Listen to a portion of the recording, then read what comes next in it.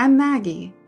I'm a licensed clinical psychotherapist with degrees in psychology, theology, and marriage and family therapy, a national certification in dialectical behavioral therapy, and a national certification in integrative mental health. In this video, I'm not looking to diagnose anyone. I'm only willing to offer insight into situations like these.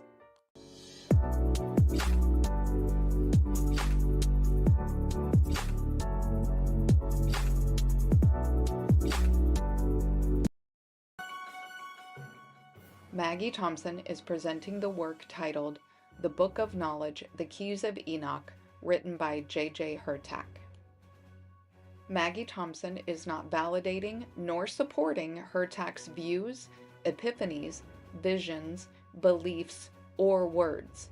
Maggie Thompson is simply presenting the work as written and is attempting to translate this extraordinarily esoteric work to a common vernacular and understanding. Further, Maggie Thompson understands this work to be solely concerning the Abrahamic religions of Judaism, Christianity, and Islam, and while Hurtak views his work to be the key or keys to uniting all the world's people under one religion, namely Abrahamic, Maggie Thompson does not support this premise whole cloth. However, this work does give depth and insight into the connection of physics, cosmology, biology, and spirituality, which, for the seeker of divine truth, can be invaluable for the discovery of one's place in the universe, and that may be under the hierarchy of Yahweh, the Ancient of Days, or a hierarchy that exists above or beside such deities, or none altogether. Maggie Thompson implores all seekers of knowledge to, letter A, not accept what a person of authority tells you without validation. This includes looking at critiques and the opposing views with an open mind. Letter B, accept that religion, as well as science and politics, is presented as a means of indoctrination and is always presented with the biases of the overall field or system, the authors of texts, and the presenter, whose goals are to convince you of the, quote, truth, end quote, of their premise or premises. Letter C. It is possible to take insight, truths, and information from a biased work. Any body of work for the purpose of deeper meaning and knowledge must be carefully excavated and carved to glean wisdom. And letter D. No work or bodies of work that is believed by a large group or populace of people should be dismissed out of hand simply because you do not believe it. We live in a diverse time where religious belief takes center stage in the governing of the collected masses.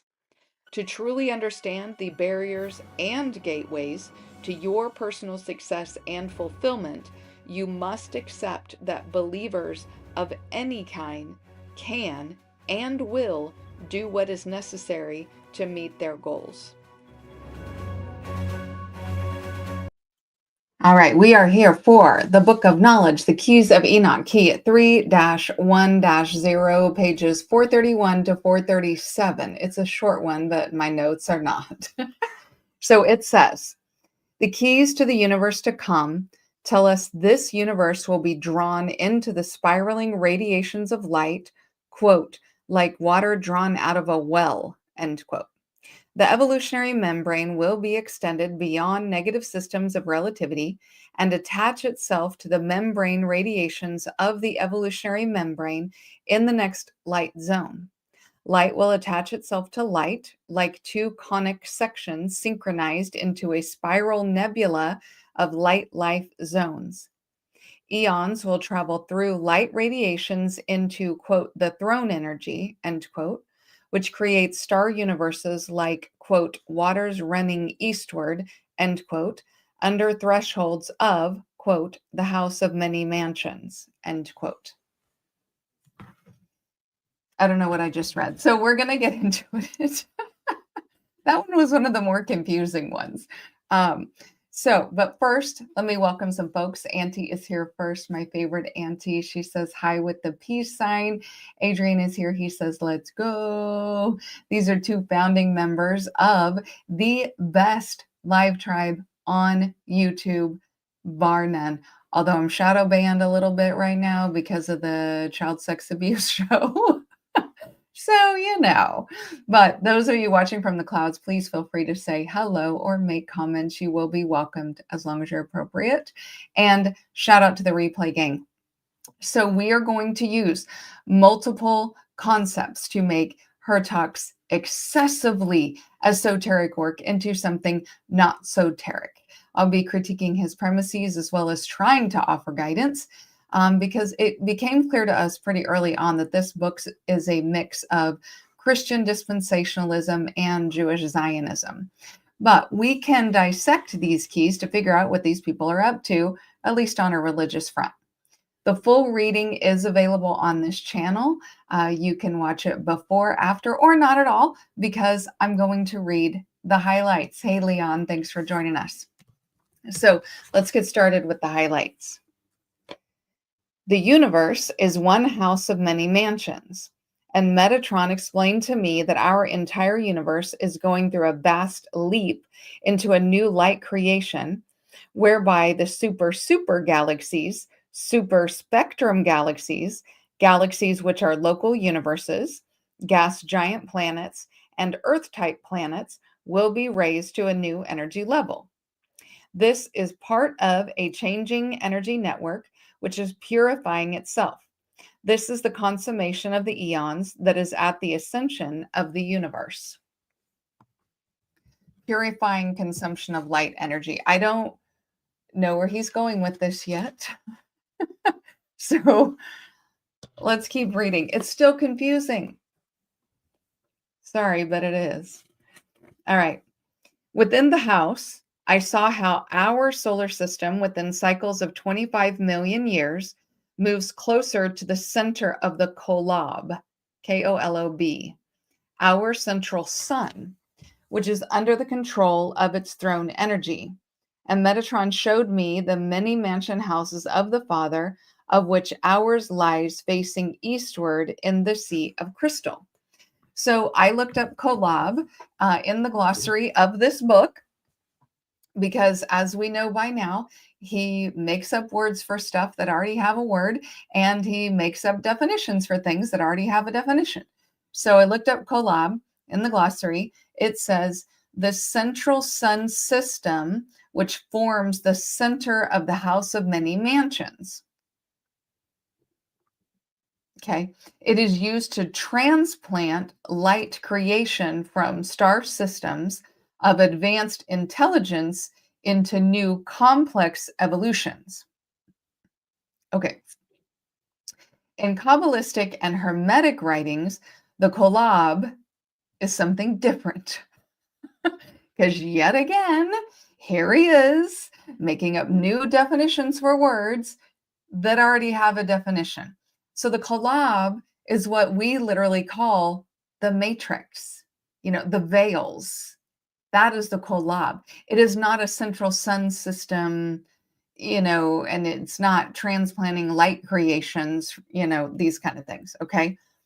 It's the field, in physics, it's the field of all potentiality, okay? From which, so the Kolob is the matrix, that's where all potentiality is. That is where we get form, time, vibration, and consciousness. Okay, that is where consciousness manifests. That is the Kolob. Okay, in Kabbalah schools, theosophical, which I'm not a huge fan, literature, Rosicrucian writings, and Golden Dawn writings, again, not a fan of many of those. The Kolob is the primal field of emanation, from which the Sephiroth crystalline, okay, that's where we get that Sephiroth crystalline. Essentially, that's where matter is. That's where all potentiality is in physics. That's the field, right? And so there's a form of matter there, because out of this field is where matter and literally everything comes from, right? The vibration of form, okay? It is the womb of manifestation. That is the collab, okay? Now, what her talk is referencing is Mormon esotericism. Again, with the Mormons, right? Well, it's the same word, it's two totally different concepts. Now, remember, Hermeticism goes all the way back to ancient Egypt. Kabbalah is ancient Jewish mysticism. So the collab is a very ancient word in that belief. Mormonism, not that old. So, here again, we have what's his name? John Smith. It's the most bland word ever, or most bland name ever. But anyway, is making up shit. And so, then her talk thinks he can too. So these are two different things. In Mormonism, the collab is the star nearest to God's throne. So you can see how her talk is referencing the Mormon collab, not the ancient collab, okay? Making my whole desk shake here, sorry. So her talk wants you to think that it's the metaphysical collab in the way he's presenting it, right? In physics, it would be the 0-point field, right? It is the field of potentiality where consciousness becomes manifest, right? But what he's talking about is the star nearest God's throne, which is talked about in Mormonism. So he's confusing and conflating the two together, right? This is almost worse than him making up a whole new definition for words, because it's taking all these ancient writings and putting it with, the Mormons ain't great, and turning it into something that's sort of a mix of both, which is, causes even more confusion, right? It kind of would make, if you follow the metaphysical part, right? You follow the Kabbalah, or you follow Hermes Trismegistus or Thoth, that's where we get hermeneutics or Hermeticism, all of those ancient, and you hear her talk say this, then you might inadvertently start believing Mormon philosophy because he's esoterically and confusingly put them together. So, leave it to me. I'm going to pull them the hell apart. All right, let's keep going. I saw that the house, house is in quotes, he spoke of was not the, quote, house, end quote, of the Earth's sun system, but the house of the Lord, which is made up of millions of suns. In the center of the house, I saw the collab, the central core of the throne and dominion regions that comprise our house of many mansions. So this is the sun that's in the center of, millions of universes. So this is a central sun, again, right by his throne, right in the center of dominion. Okay, that's the Mormon philosophy. Okay, why? So here's where I start questioning things, right? And you guys have heard me before question Judeo-Christianity and the dogma, okay? Why would an all-powerful, all-knowing, perfect being need a throne? Is it a metaphor? Why would that God need to rule? Okay, aren't they all powerful? What do you rule if you're all powerful? Why give free will if you only use it as a gotcha moment, right? Caught you sinning, to hell with you. I gave you this thing and I'm only going to use it to make you hit yourself. Why? I don't get it. Maybe somebody's got a good answer for that. It's a setup to me. It's a setup. All right, let's keep going. I was shown how Ezekiel's vision of our, quote, house, end quote, was one basic reproduction of the myriad forms that are possible from a transcendent model in the higher heavens of the Elohim. It could not be polluted by the sun, for the model was incorruptible. It was not involved in time. Polluted by the sun? Polluted by the sun? The sun has been the center of our creation stories and mythology across all cultures, lands, and time. It is the true constant of our lives. It rises every day and it sets every day, and it always has. So now, how is our sun corrupt? The sun is what we're dependent upon to sustain human life. We have to have the sun. It makes, creates, and sustains human life. And the Kolob is the true star, not our sun. Our sun is corrupt. This Kolob is better. So let's look at the Mormon descriptions of the Kolob to see what it says, and maybe it hates our sun too. Leon says the sun, which sits at the center of our universe, right? Like it's a different sun. The Kolob is a different sun. And Auntie says gods equals ego, and I don't disagree. So in Mormonism, the term Kolob is discussed in the book of Abraham, which was written by, I called him John Smith earlier, my bad, Joseph Smith in 1835. So thousands of year old definition gets changed in 1835, and Hertog says, yeah, I like this one better. Anyway, he says he got it from Egyptian papyri, but that was later proven to be false because this word was used in ancient writings. And, maybe Joseph Smith just heard the word somewhere and says, no, I read it in papyri. And then made up shit about it. Okay. He says, this is Joseph Smith, says the Kolob is the star closest to the throne of God. The Kolob is the star that governs, here we are with ruling and governing again, governs all other stars and planets. So the Kolob rules over, governs our sun. So now that's why our sun is corrupt, because it's ruled over, right? Joseph Smith says God's time is measured by Kolob. The cosmic hierarchy, this is Joseph Smith, the cosmic hierarchy, again, why do you need a hierarchy? Is God, then the Kolob, then other worlds, then humans. Smith used Kolob to justify earthly hierarchies as well, including race, priesthood authority, and patriarchal order.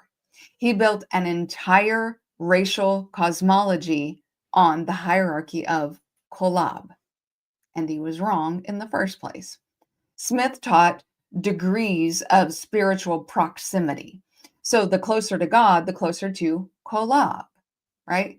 Now here, just ironically, he creates this whole racial hierarchy, but then talks about the closer you get to the sun, the better you are.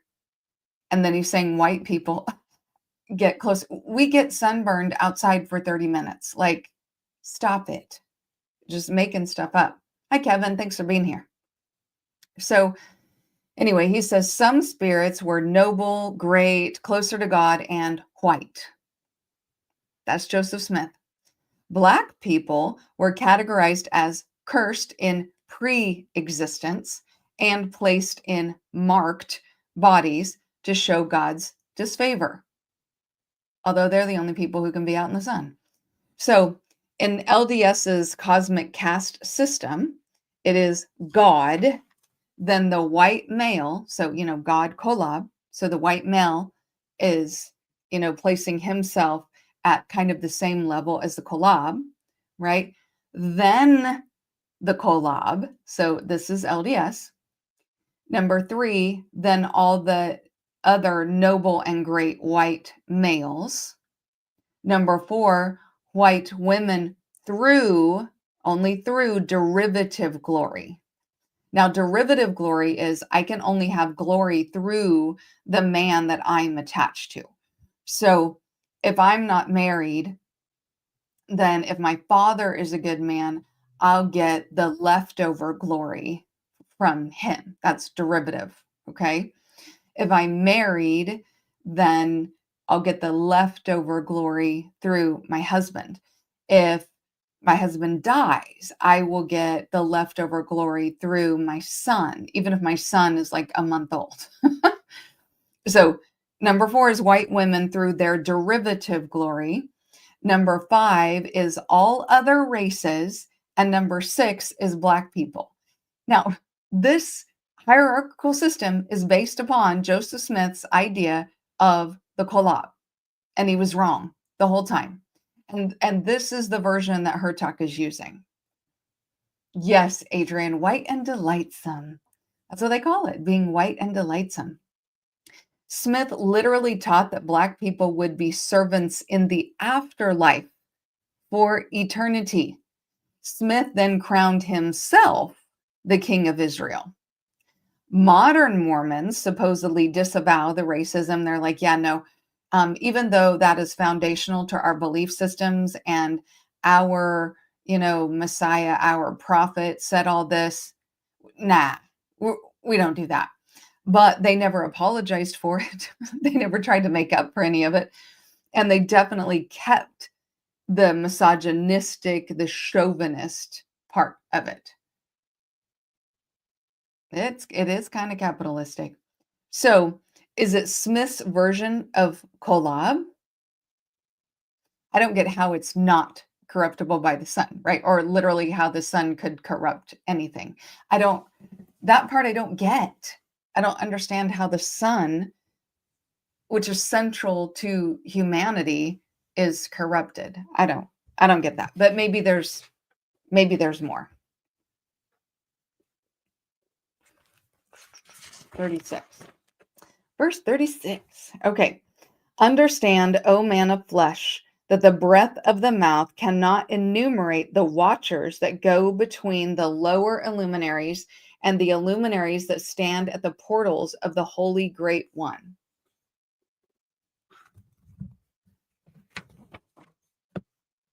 We're bringing the watchers back up? Which he brought it up before, so we're back to the watchers, right? It was the watchers, if you need a little, catch up, who married, had kids with human women to create the Nephilim. This is what's in the Bible, okay? In the Old Testament. So it's also in, I don't know, is it in the Quran? It's in the Torah. I don't know if that story is in the Quran.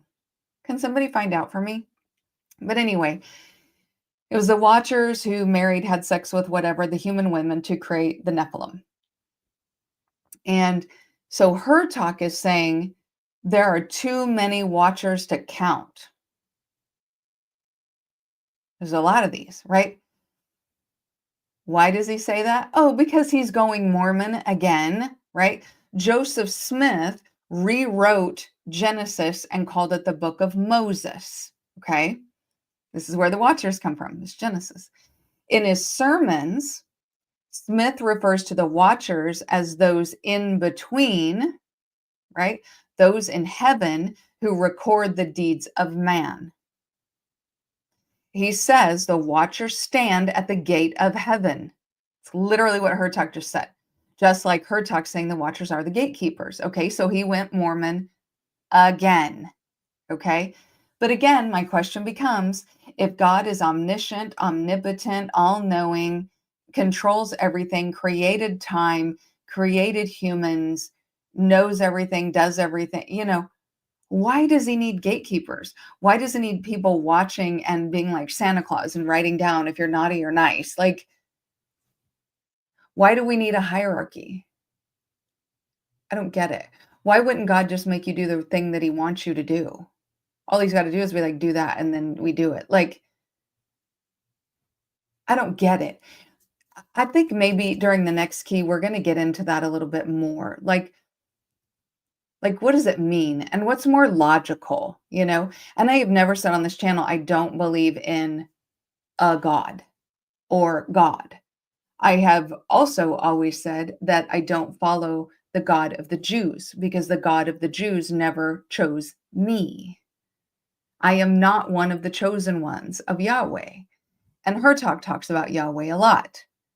So I also am a huge fan of Jesus. So I think maybe next key, because I know what the next key is about. I've already read it. We can get a lot deeper into what does that mean when a God who's supposedly omniscient, all powerful, omnipotent, all knowing needs a hierarchy and watchers and gatekeepers and other entities to go off and do his bidding when he created everything.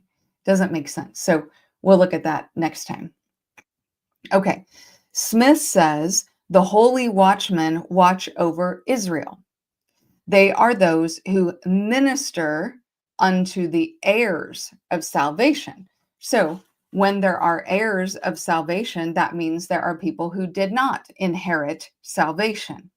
This is again Joseph Smith, right? Kevin says, as a parent, would you let your children make important decisions? Hierarchy is needed.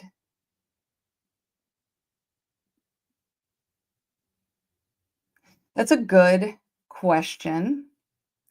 And I think the thing is that because I am not omniscient and all knowing, I have to allow my children to make important decisions and to make hard decisions. And I have to teach them how to do that because I can't be around them all the time. I don't know what they're thinking. I don't know what they're doing. I don't know what they're talking to their friends about. So the best I can do is to teach them to have morals, to have character, to have values, to help others, to be empathetic, to make good decisions. And then while they're still under my watchful eye, to make those important decisions, and I allow them to do so. And anybody who knows me and my kids, I stay out of my kids' business because I taught them. You know what I mean? And once they become adults, then that's on them. But if I was omniscient, omnipotent, all powerful, all knowing, I wouldn't need to. I wouldn't need to teach them how to make good decisions. I wouldn't need to because if they're my child, they are also infallible and all knowing and omniscient and omnipotent, right? So say they're half human, right? But I'm God, okay? I'm omniscient, so they're only half that, okay? Yeah, as a parent, I love them. I'm not going to let them mess up. I'm not going to let them go into risky situations. I'm not going to let them get hurt. I'm just not. Maybe go have a little fun. Yeah. But then we're talking about a pantheon because that's exactly the Greek pantheon, the Egyptian pantheon, the Anunnaki pantheon. All of them are God says, to his children, right? He says, I don't care. I'm omniscient and omnipotent. I'm going to go do other stuff. This is boring. Like in all of those stories, God is bored. And in the Anunnaki story, God says that humans are too noisy. He says we're loud, right? And he literally said to his wife and sons, either you shut him up or I'm going to kill him. So that's a fun story. So his kids, being half his kids, go out and they have a little fun and they learn things and they make decisions and they do stuff like that. So we come all the way around full circle to what sounds logical is a pantheon. And again, and we as humans for hundreds of thousands of years, if not millions, we have found humanoid remains that are 3 million years old, believed in pantheons. It's only been the last couple thousand where we're like, no, it's one God. Even the Jews didn't ever believe there was one God. It's only the Christians that did that. They did that. And then as Islam evolved out of that, one God. Make sense? Yeah, God gave us the freedom of choice, which again, to me, sounds like a setup. I'm going to give you the thing that when you use it, you're going to piss me off. That seems like a setup to me. That's to me. Okay. I understand what other people think about that, that it's a gift and we as humans can use it wisely or use it ill. But I'm just kind of like, why'd you give it to us at all? And you can't say, well, he made a mistake in giving it to us because he's perfect, right? It wasn't ever a mistake. So then he knew we were going to use it to do bad things. So then he knew he was going to punish us. So then he shouldn't have given it to us anyway. I mean, it's very circular, right? Okay. So let me get back to Smith. In his rewritten story, right, in Smith's Book of Moses, the Watchers came to teach, but they gave forbidden knowledge to the humans. They gave knowledge, right? They followed Satan and they corrupted humanity. Okay. Now, weirdly enough, this may be prior to Lucifer being cast out of heaven. So I don't know who they thought Satan was, but I've talked about that before. Satan means deceiver. And they didn't ever capitalize Satan. It was a little word. It's like they followed the liar. So don't, don't know who that is. So the Nephilim, then in Smith's story, the Nephilim rise and corrupt humanity, right? Because there's Satan's mixed in there and all this. He never said the Watchers lay with women. Smith never said that because it would mess up his divine hierarchy, right? He made sure that the few Watchers who rebelled were not the Watchers. Okay, there was a few Watchers that came and they were corrupted and Satan and then all of a sudden there's Nephilim out of nowhere, but nobody had sex with anybody, and but they weren't the Watchers, and the Watchers are the good Watchers that are part of the hierarchy. Hi, y'all, Morgan. It's been a minute since I've seen you, and this is the perfect phrase. Thank you so much for being here. He said, God gave us forks and then set us next to an outlet and said, whatever you do, don't stick the fork in there. And also made us excessively and extraordinarily impulsive and curious. So Leon says, it's a word I always forget that Jews rarely use, but it points out that there is more than one God, but El is the most high. Henoistic. That's the word I think you're thinking of, Leon. Henoistic, which means there are other gods, but my God is the best God. So any group that is henoistic, that's what they believe. And there were, way back when, every group was henoistic, right? Because every group had their patron god who was a child who was an offspring of the God. Okay. And the God was very hands off and somewhere else doing other things. It was the kids that ruled everything, right? And so everybody had their patron god, and every group thought that their patron god was the best. Their god is the strongest, the smartest, the most clever, the everything, right? Their god, and that's henoistic, right? Kevin, El Elyon, the God Most High, yeah, or El of the Elohim. There's a lot of Most High, right? But Leon, I think that's what you're talking about, henoistic. Okay, so I've said it before, and I'll continue to say it again, over and over again. A supreme God, a supreme deity would not need a hierarchy.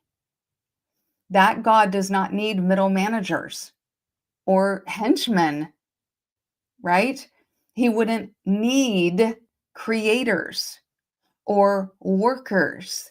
He would not need them. Okay. So either he's not the all powerful God, or they're all lying about the hierarchy. One of the two, right? Either he's not all knowing, all powerful, all everything, or these men are lying about the fact that there's a hierarchy.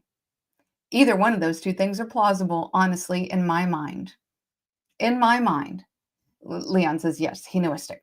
I mean, hierarchy in and of itself is a man-made creation, is it not? It seems as if we went from passing down divine knowledge from one generation to the next, which is how it always was for hundreds of thousands of years. It wasn't a hierarchy, it was knowledge. And the knowledge got passed from one generation to the next generation over and over again to this use of belief systems as control mechanism, like a way to grant power to men who didn't deserve it outright. They just invoke the name of God, right?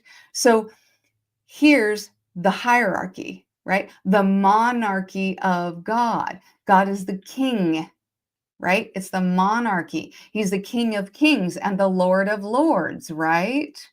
Which is the exact monarchy, the exact hierarchy that men made. So is it possible that there is no hierarchy, that men made it up to give themselves power and to say that certain people are closer to God than others, and that certain people are chosen by the Most High and others are not? Kevin Thompson says God's hierarchy is the creation that came thereafter. So I ask you this, okay? And this is a question about Christianity. So if you are Christian, feel free to answer. If you study Christianity, if you grew up in Bible study, feel free to answer. I ask you, when did Jesus ever call God king? You can go to ChatGPT too if you want to and Google, okay? Did he not always call him Father? He didn't call him king, ruler, leader, Lord, right? He called him Father. Jesus preached against the hierarchies that the Sadducees, the Pharisees, who were all Jews, were utilizing. He preached against that hierarchy and selling people on dreams that certain people are closer to the Most High and can grant you favors and blessings and forgive your sins and do all these things, and you can't, right? He preached against it. But here we are with a religion that has a global control, a religion based on literally what Jesus preached against, right? And run by the people who executed him.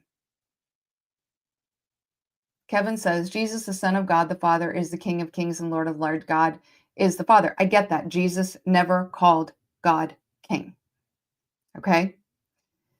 This religion, okay, that is run by the people who executed Jesus, the Romans, and they made up this thing where the whole religion is based upon the Jews and Jewry that Jesus preached against.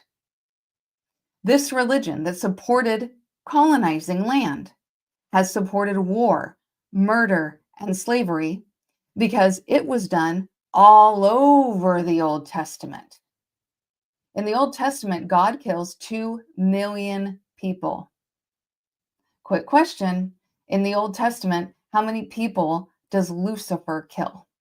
And you can even use Satan, the devil, whatever, which I keep saying Satan is the beast. Okay. Well, actually, I've never said that before to you guys. Satan is the deceiver, but Satan's somebody different than Lucifer. Read the stories. The Satan is somebody different. He is the liar and the deceiver, of which is talked about in Revelations. And there are 2 beasts. Okay. Oh, look, I made balloons. Anyway, all of this colonizing land, war, murder, slavery, genocide, that's done all over the Old Testament was never done by Jesus. It was preached against by Jesus. All the stuff in the Old Testament, Jesus said no. But somehow we have this religion that's based on the Old Testament, the Torah. Okay? What's interesting about the times that we live in is that in a lot of ways, it seems like an age of enlightenment. It really does. People are waking up. Truth is coming out. Real history is being found out. But we still have a group who cannot deal with cognitive dissonance. They refuse to listen. They stick their fingers in their ears and la, la, la, la, la, la, la, right? While trying to convince everyone else not to believe their own eyes and ears. The truth just keeps getting more and more obvious, though. We, a lot of us, if you're watching my channel, if you're part of my live tribe, it's us, right? We've pulled the thread. We're unraveling this tapestry they wove to keep themselves in power and everyone else either contently asleep, what is that? Ignorance is bliss, right? Or making money for them, right? They either want you contently asleep and or just making money for them. That's how they want us. That's how they built this tapestry. That's how they built our state-run religion, our approved religions, right? This is why we have Christian nationalism now, because it's the tapestry. But we're pulling the threads. It is unwinding, right? The house of cards is falling, and I'm here for it. Hopefully you are too. All right, thanks for listening to me tonight, guys. So coming up this Sunday is going to be the Dajjal system. So this comes out of Islam, but it's very similar to the beast in Revelations. It's very similar to the Satan. All of those things are very similar. And we're going to talk about how the Dajjal system is extraordinarily similar to what we are going through in our life and times right now. So we're going to talk about that and, and what it means and what we can do about it. Because there are, in Islam, there's always something you can do about it. There's not a lot of feckless hand wringing in Islam. There's always something you can do. So we're going to talk about that this Sunday. And that is going to be my last show for the year. After that show, I am going on hiatus. I am going on vacation. I am enjoying a lot of Christmases with a lot of family. And my next show will be on January the 4th. So if you can't make it this Sunday, I wish you happy holidays, happy New Year, and whatever you celebrate. Otherwise, I will see you this coming Sunday. And I'm going to show you a picture of my dog. Please like the video if you haven't already. It really helps the algorithm to know what kind of things you like. Share where you think it's appropriate, especially to someone who you think needs to hear it. And last, don't forget to subscribe if you haven't already, especially if you want to break down complex concepts that make the esoteric not so teric, helping you on your journey to become your most authentic self. Let's uncover the universe together.